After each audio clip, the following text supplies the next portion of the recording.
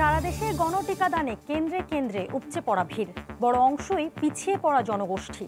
Vaccine পেয়ে স্বস্তি, করোনায় মৃত্যুর মিছিলে আজও ১.৫ শতাধিক প্রাণ। সামান্য বৃষ্টিতে তলিয়ে যায় মুন্সিগঞ্জ শহর, দীর্ঘমেয়াদী দুর্ভোগে বাসিন্দারা। কোভিড ও ডেঙ্গুর চ্যালেঞ্জ মোকাবিলায় পরিচ্ছন্ন পরিবেশ নিশ্চিতের দাবি। চট্টগ্রাম রেলওয়ে হাসপাতালে অচলাবস্থা পরিকল্পিত বলছেন বিশেষজ্ঞরা। জনবল সংকটের অজুহাতে নীরব কর্তৃপক্ষ, বেসরকারি হাসপাতাল অনুমোদনের বিরোধিতা। সমুদ্রে ঝাঁকে ঝাঁকে ধরা পড়ছে ইলিশ, হাকডাকে মুখর বরগুনার পাথরঘাটা মৎস্য অবতরণ কেন্দ্র। বেচাকিনায় জেলে আড়তদারদের ব্যস্ততা।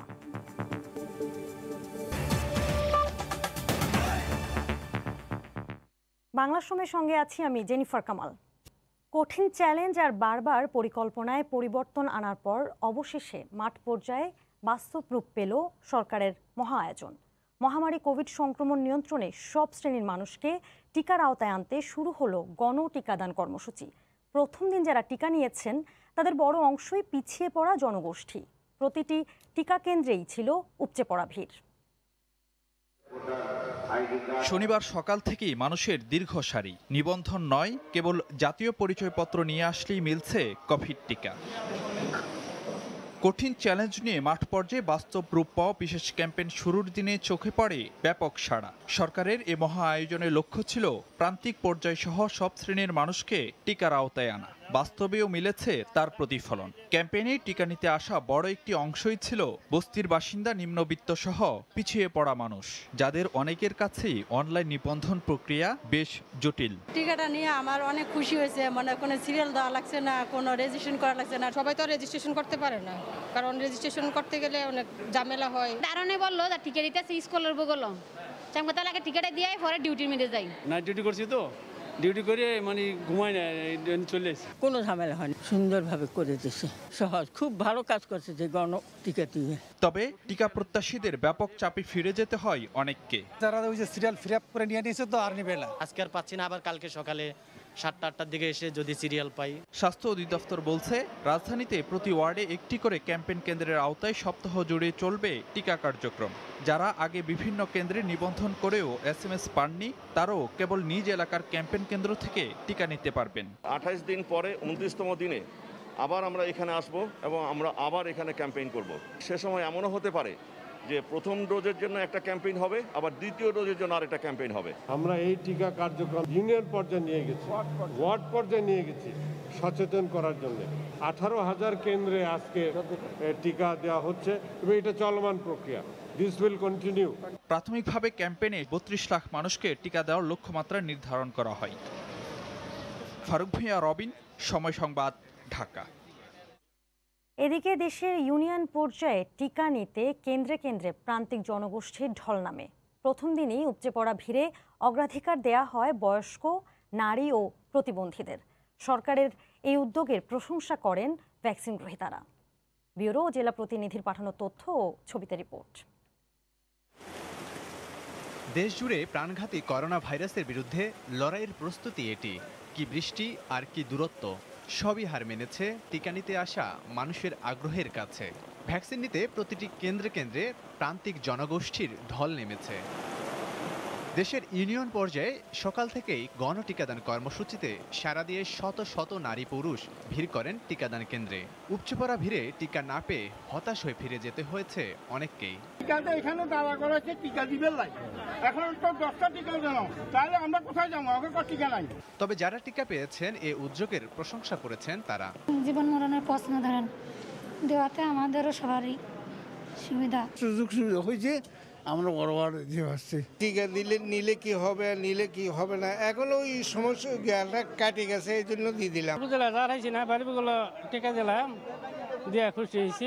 আমরা খুব খুশি, আমি টিকা দিয়েছি, সুন্দর পরিবেশে টিকা দিতে পারতাছি, এতে আমরা খুবই খুশি। বিকাল 3টা পর্যন্ত ক্যাম্পেইনের সময়সীমা থাকলেও কোনো কোনো কেন্দ্রে নির্ধারিত সময়ের আগেই টিকাদানের লক্ষ্য পূরণ হয়ে যায়।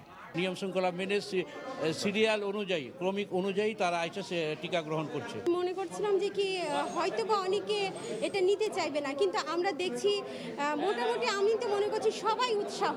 প্রথম দিন বাদ পড়া ইউনিয়ন ও পৌরসভা পর্যায়ের ওয়ার্ডের টিকা দেয়া হবে 8 ও 9 আগস্ট। এদিন টিকা দেয়া হবে দুর্গম ও প্রত্যন্ত এলাকায়।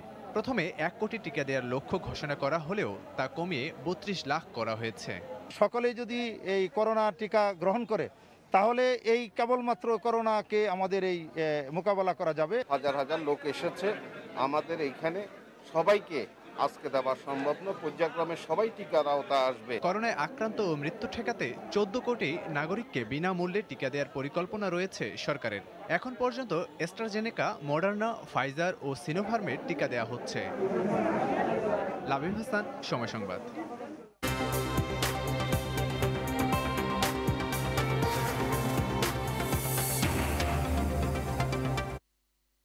করোনা মহামারীতে প্রতিদিনই ঝরছে প্রাণ। 24 ঘন্টায় রাজধানীর বাইরেই করোনা ও উপসর্গ নিয়ে মারা গেছেন 163 জন।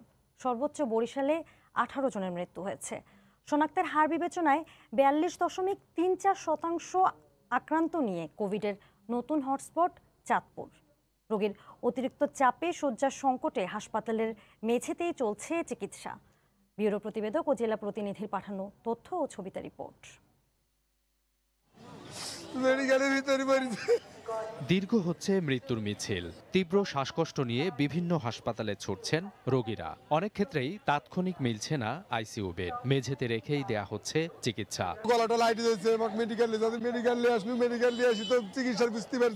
গত 24 ঘন্টায় বরিশাল শের-ই বাংলা মেডিকেল কলেজ হাসপাতালে 18 জনের মৃত্যু হয়েছে। এর মধ্যে 15 জনই মারা গেছেন উপসর্গ নিয়ে। করোনা ওয়ার্ডে অক্সিজেন সরবরাহ ও আইসিইউ বেড সংকটের কথা জানান রোগীর স্বজনরা। আইসিইউর অবস্থা খুবই খারাপ, অক্সিজেনে খুব সংকট। সিলিন্ডার আছে পর্যাপ্ত, বাট মিসইউজ হচ্ছে। যার দরকার নেই সে পাচ্ছে, মানে বেশি নিচ্ছে, আর যার দরকার হচ্ছে সে কম পাচ্ছে। রাজশাহী মেডিকেলে মারা গেছেন 12 জন। মুমূর্ষু রোগীর ক্ষেত্রে আইসিইউ বেড পেতে কিছুটা বিলম্ব হচ্ছে, তবে সাধারণ শয্যায় ভর্তি রোগীরা পর্যাপ্ত চিকিৎসা পাচ্ছেন বলে জানান স্বজনরা। করোনা রোগীর প্রচুর পরিমাণে চাপ, বেড আছে কিন্তু আইসিইউতে চাপ অনেক। ময়মনসিংহ মেডিকেল কলেজ হাসপাতাল ও চাঁদপুরে মারা গেছেন 12 জন করে। উপসর্গ সহ নানা জটিলতায় হাসপাতালে ছুটছেন রোগীরা। রোগীরা যদি সচেতন না হয়, আমরা যতই আইসিইউ সেবা দেই, যতই আমরা অক্সিজেন প্ল্যান দেই, আমাদের পক্ষে এই চাপ সামাল দেওয়া সম্ভব হবে না। কুষ্টিয়ায় কিছুটা কমেছে করোনায় মৃত্যু ও আক্রান্তের হার। গত 24 ঘন্টায় 9 জন মারা গেছেন। চট্টগ্রামেও মারা গেছেন 8 জন। লাঞ্চের এফেক্ট হচ্ছে 50%। বেড নাই, সিট নাই, এখানে নিচে ফ্লোরে রাখছে। এছাড়া করোনা আক্রান্ত ও উপসর্গ নিয়ে খুলনা ও বগুড়ায় 9 জন করে, ফরিদপুর ও নেত্রকোনায় 8 জন করে এবং দিনাজপুর ও চুয়াডাঙ্গায় 7 জন করে মারা গেছেন। সাবিত সারওয়ার, সময় সংবাদ। এদিকে ময়মনসিংহ মেডিকেল কলেজের পিসিআর ল্যাব থেকে করোনা পরীক্ষার রিপোর্ট পেতে বিলম্বের কারণে বিপাকে পড়ছেন অনেকে। উপজেলা স্বাস্থ্য কমপ্লেক্সে নমুনা দিলে রিপোর্ট পেতে লেগে যায় 8 থেকে 10 দিন। চিকিৎসক নেতারা বলছেন রিপোর্ট দ্রুত দিতে না পারলে সংক্রমণ আরও বাড়বে। আর মেডিকেল কলেজ কর্তৃপক্ষ বলছে পিসিআর ল্যাবে চাপ কমাতে অ্যান্টিজেন টেস্ট বাড়াতে হবে। হারুনুর রশিদের রিপোর্ট, ছবি তুলেছেন সায়মা কন্দ। ময়মনসিংহ অঞ্চলে করোনার সংক্রমণ ব্যাপক হারে বেড়েছে। ফলে ময়মনসিংহ মেডিকেলের কোভিড টেস্ট কেন্দ্রে সকাল থেকে রাত অবধি নমুনা দিতে আসা মানুষের ভিড় লেগেই থাকে। তবে নমুনা দেওয়ার পর অ্যান্টিজেন টেস্টের রিপোর্ট দ্রুত পাওয়া গেলেও আরটিপিসিআর ল্যাবের রিপোর্ট পেতে কয়েকদিন লেগে যায়। মেডিকেলের বুথে নমুনা দিলে 3-4 দিনের মধ্যে পাওয়া গেলেও উপজেলায় দিলে 7-8 দিনেও রিপোর্ট পাওয়া যায় না। আমার বাইরের পরীক্ষা করাইছি, 10 দিন লাগছে এই রিপোর্টটা আসতে। সদর লেভেলেই দেখা যায় যে 5-6 দিনের মধ্যে সময় লাগে, কিন্তু দেখা যায় যে এই রিপোর্টগুলো যদি আরো তাড়াতাড়ি পাওয়া যেত তাহলে 24 ঘন্টার মধ্যে পাওয়া গেলে আর সবচেয়ে বেশি ভালো হতো। স্যাম্পল দেওয়ার যদি 24 ঘন্টার মধ্যে সে রেজাল্ট যদি না পায় তাহলে তো সে আরো করোনার প্রকোপ ছড়াবে। পিসিআর ল্যাবের রিপোর্ট পেতে বিলম্বের কারণে করোনার সংক্রমণও বাড়ছে বলে মনে করেন জেলার বিএমএ নেতা।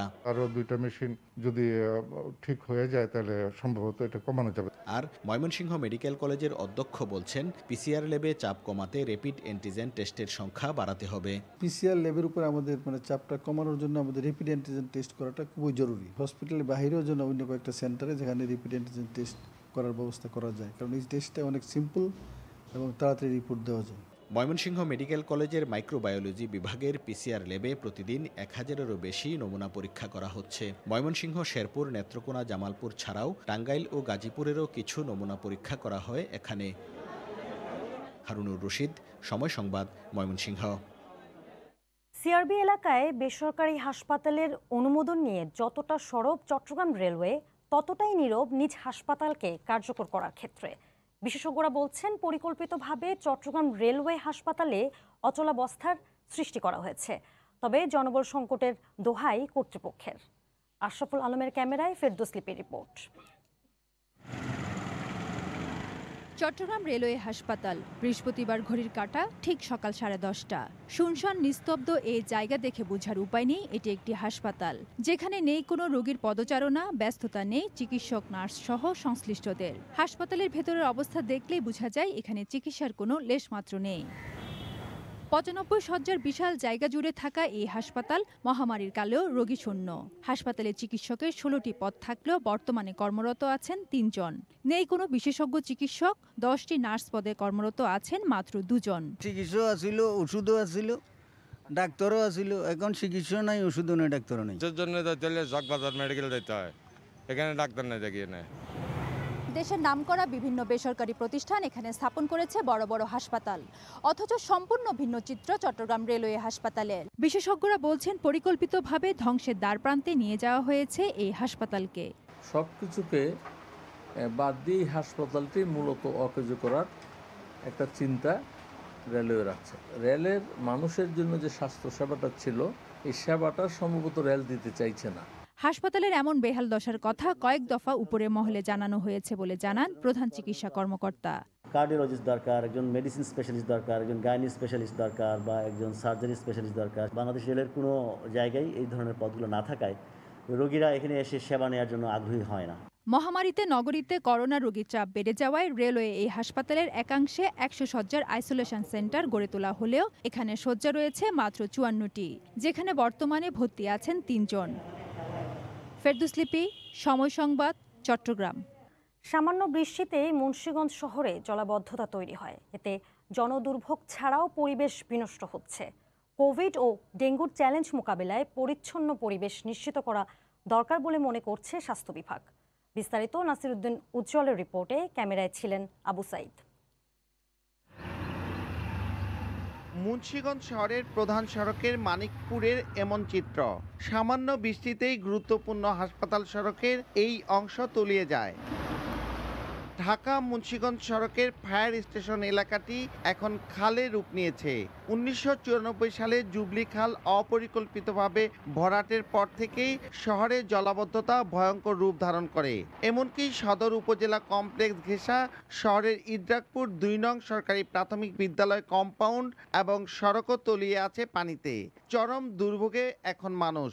পানিতে রাস্তাঘাট তলায় রয়েছে, বৃষ্টিতে কামকাজ করতে পারতেছি না, যাত্রীও নাই। বৃষ্টি আসবে, পানি চলে যাবে, শহরে জলবদ্ধতা কেন হবে? সদরে বিভিন্ন জায়গায় পানি জমে যাচ্ছে, রাস্তাঘাটে চলাফেরা অসুবিধা হয়। কোভিড এবং ডেঙ্গুর চ্যালেঞ্জ মোকাবিলায় পরিচ্ছন্ন পরিবেশ নিশ্চিত করা দরকার বলছে স্বাস্থ্য বিভাগ। পরিচ্ছন্নতা ও পয় নিষ্কাশন পরিস্থিতি উন্নত রাখার চেষ্টা চলছে বলে জানায় কর্তৃপক্ষ।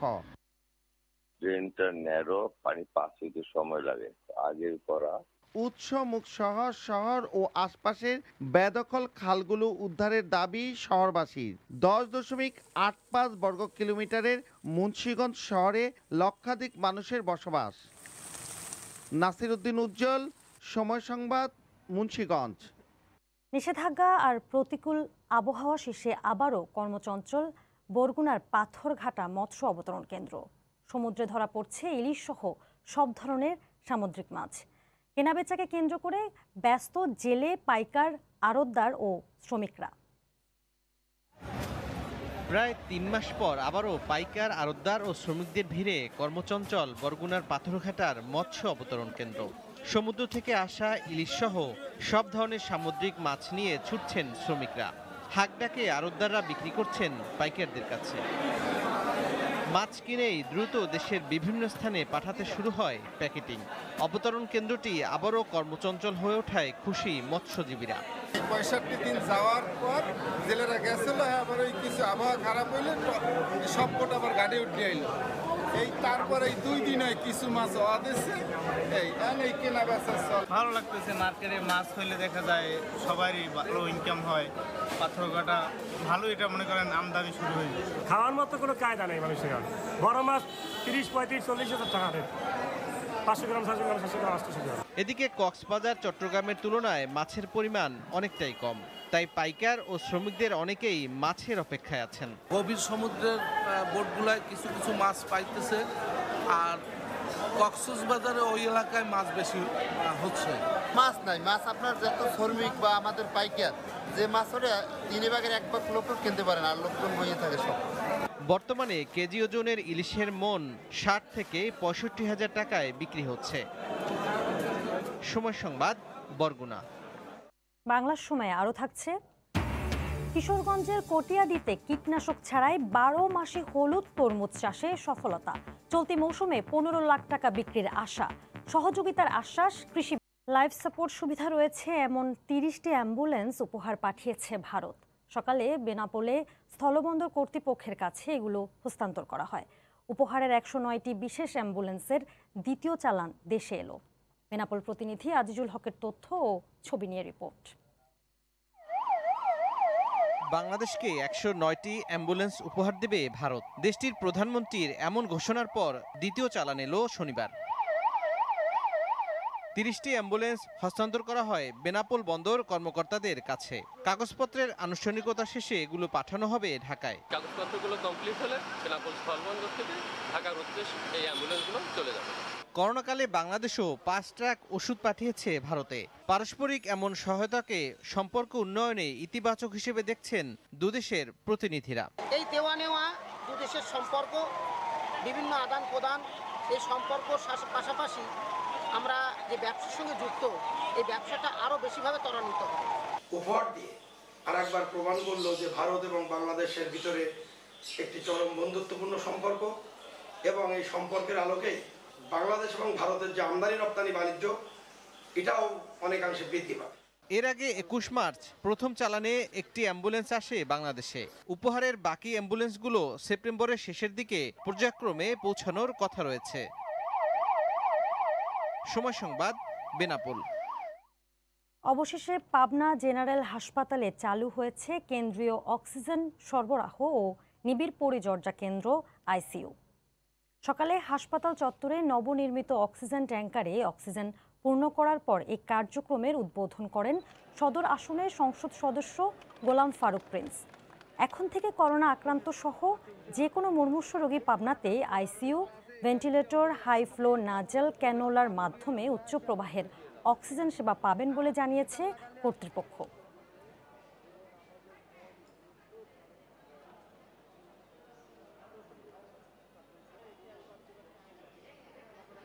অত্যন্ত আনন্দের সঙ্গে পাবনাবাসী এটা জানাতে চাই যে আজ থেকে আমাদের পাবনার যে সমস্ত রোগী যারা নাকি অক্সিজেনের অভাবে পাবনার থেকে ঢাকা বা অন্য জায়গায় যেতে হতো, তাদেরকে অন্তত এই অক্সিজেনের কারণে আর পাবনা থেকে বাইরে যেতে হবে না।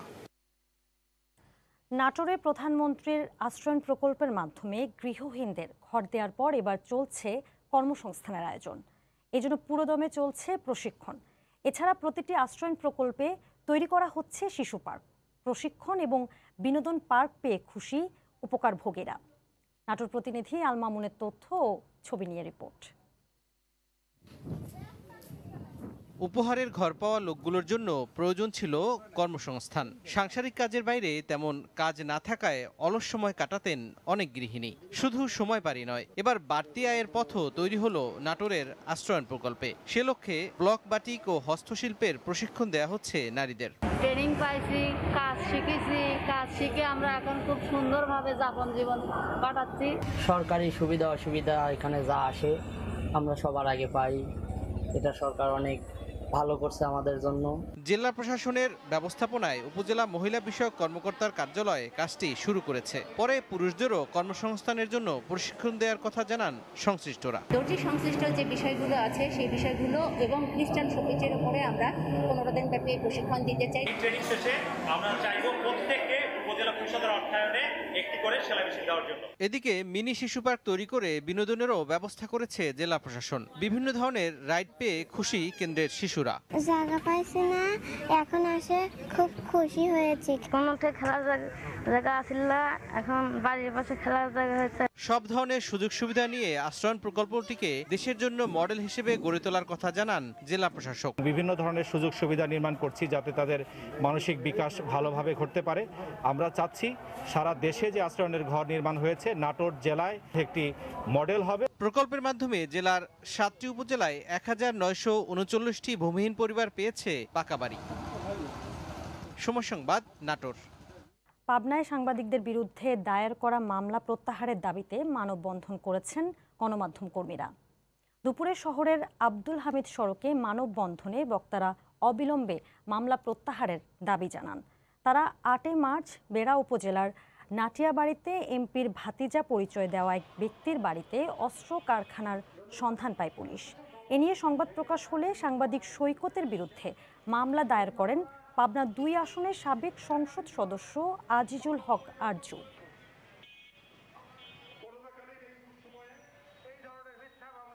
নওগাঁর হাটে চিকন জাতের ধানের দর বাড়লেও কমেছে মোটা ধানের দাম। ভারত থেকে আমদানি হচ্ছে এমন অজুহাতে ব্যবসায়ীরা মোটা ধান মন প্রতি 100 টাকা কম দরে কিনছে। এটি ব্যবসায়ীদের কারসাজি বলে অভিযোগ কৃষকদের। টেকসই বাজার নিশ্চিতে প্রশাসনের তদারকি চান তারা। নওগাঁ থেকে এমআর রকির রিপোর্ট। ভালো দাম পাওয়ার আশায় কৃষকরা গোলা ভর্তি করে ধরে রাখেন ধান। গেল কয়েকদিন আগে সন্তোষজনক দাম পেলেও এখন সেখানে কৃষকদের কপালে চিন্তার ভাঁজ। ভারত থেকে চাল আসছে এমন অজুহাতে নওগাঁর মহাদেবপুর হাটে মোটা ধান মন প্রতি 100 টাকা কমে কিনছেন ব্যবসায়ীরা। শোনা একটা হুজুগ উঠেছে যে সরকার চাল আমদানি করবে, এই কারণে বাজারটা একটু কম, মিলারেরা একটু সাহস পাচ্ছে না ধান কিনতে। সকাল থেকে ঘুরে ঘুরে ধানের দাম কেউ করছে না, ছোট ছোট ব্যবসায়ীরা ধান কিনছে। মোটা ধানের দর কমলেও বেড়েছে চিকন জাতের ধানের দাম। এই অবস্থায় ধানের টেকসই বাজার নিশ্চিতে প্রশাসনের নজরদারির দিকে তাকিয়ে কৃষকরা। 1240 টাকা দাম বেচলাম, 12,060 টাকা কেসে পেলাম। আমরা কৃষি মানুষ, এখন যা পাই তাই নিয়ে তুই চলে যাই আমরা। এখন আমাকে তো অভিযোগ দেওয়ার কোনো জায়গা নেই। বাজারটা সচরাচর এরকম দাম থাকে, ভালো থাকে, তাদের সরকারি এটা তদারকি প্রয়োজন আমরা কৃষক মনে করি। ধানের ন্যায্য দাম মিলবে বলে আশা কৃষকদের। প্রান্তিক চাষিরা এসব হাটে ভোর সকালে বিক্রির জন্য নিয়ে আসেন ধান। সপ্তাহে শনি ও বুধবার মহাদেবপুর হাটে 6 থেকে 7,000 মন ধান বেচা কিনা হয়। নওগাঁর মহাদেবপুর থেকে এমআর রকি, সময় সংবাদ। পার্বত্য এলাকায় জনপ্রিয় একটি সবজি বাঁশের চারা বা বাঁশকোড়াল। স্বাদ ও পুষ্টিগুণের কারণে শুধু পাহাড়ে নয়, দেশের অন্যান্য অঞ্চলেও জনপ্রিয় হয়ে উঠেছে এই সবজি। তবে অতিরিক্ত মাত্রায় বাঁশকোড়াল সংগ্রহের ফলে পার্বত্য এলাকায় কমতে শুরু করেছে বাঁশের উৎপাদন। অথচ বাঁশের প্রজনন মৌসুম জুন থেকে আগস্ট পর্যন্ত বাঁশকোড়াল সংগ্রহে বন বিভাগের নিষেধাজ্ঞা থাকলেও বাজারে অবাধে চলছে বিক্রি। জাকির হোসেনের তথ্য ও ছবি নিয়ে রিপোর্ট। যখন বাঁশের নতুন চারা গজায় তার প্রথম নরম অংশটিকে বলা হয় বাঁশকোড়ল। বান্দরবানের রুমা, থানচি, রোয়াংছড়ি সহ জেলা শহরের মারমা বাজার, মধ্যমপাড়া, কালাঘাটা, বালাঘাটা সহ স্থানীয় প্রতিটি বাজারে এখন বিক্রি হচ্ছে বাঁশকোড়ল। খেতে সুস্বাদু এবং দামও কম হয়। দিন দিন পাহাড়ি বাঙালি সহ সব শ্রেণীর কাছে সবজি হিসেবে জনপ্রিয় হয়ে উঠেছে এই বাঁশকোড়ল। চাহিদা থাকায় দেশের বিভিন্ন অঞ্চলেও চলে যাচ্ছে পার্বত্য এলাকার এই সবজিটি। মারমা বাজার থেকে নিয়েছি 3 টাকা করে। আমাদের কক্সবাজারে এগুলো চাহিদা আছে, আমরা ওখানে নিয়ে এটা 5 টাকা করে বিক্রি করি। ডাল দিয়ে রান্না করে খাওয়া যায়, আরও অনেক রকম তরকারি হয়। জুন থেকে আগস্ট বাঁশের প্রজনন মৌসুম। এ সময় বাঁশ কাটা ও পরিবহনে রয়েছে সরকারি নিষেধাজ্ঞা। কিন্তু এ সময় পাহাড়ে জুম চাষ বন্ধ থাকায় খাদ্য ও আর্থিক সংকটে পড়ে পাহাড়ের বাসিন্দারা। তখন পেটের দায়ে বিভিন্ন বাঁশঝাড় থেকে বাঁশকোড়ল সংগ্রহ করে বাজারে বিক্রি করেন জুম চাষিরা। এটা আমি বিক্রি করে আমি পেট পালাই, পয়সা লেখাপড়া করাই, সংসার খরচ অথবা ছেলে মেয়ে লেখাপড়া খরচ আমরা চালাই। কিন্তু অতিমাত্রায় বাঁশকোড়ল সংগ্রহের ফলে পার্বত্য এলাকায় কমে যাচ্ছে বাঁশের উৎপাদন। নির্দিষ্ট সময়ের মধ্যে যদি আমরা সংরক্ষণ করতে পারি তাহলে এই বাঁশ আরো উৎপাদিত হবে। জুন, জুলাই, আগস্ট এই 3 মাস আমরা বাঁশ কর্তন এবং পরিবহন বন্ধ রেখেছি। বাঁশকোড়ল সংরক্ষণ করা গেলে পাহাড়ে বাঁশের উৎপাদন বাড়বে এবং লাভবান হবে দেশ। সময় সংবাদ, বান্দরবান। কিশোরগঞ্জের কটিয়াদীতে প্রথমবারের মতো কীটনাশকের ব্যবহার ছাড়া 12 মাসি হলুদ তরমুজ চাষ করে সফলতা পেয়েছেন কলেজ পড়ুয়া 3 বন্ধু। চলতি মৌসুমে খামার থেকে 15 লাখ টাকার গোল্ডেন ক্রাউন তরমুজ বিক্রির আশা করা হচ্ছে। সব ধরনের সহযোগিতার আশ্বাস কৃষি বিভাগের। কিশোরগঞ্জ প্রতিনিধি নূর মোহাম্মদের তথ্য ও ছবি নিয়ে রিপোর্ট।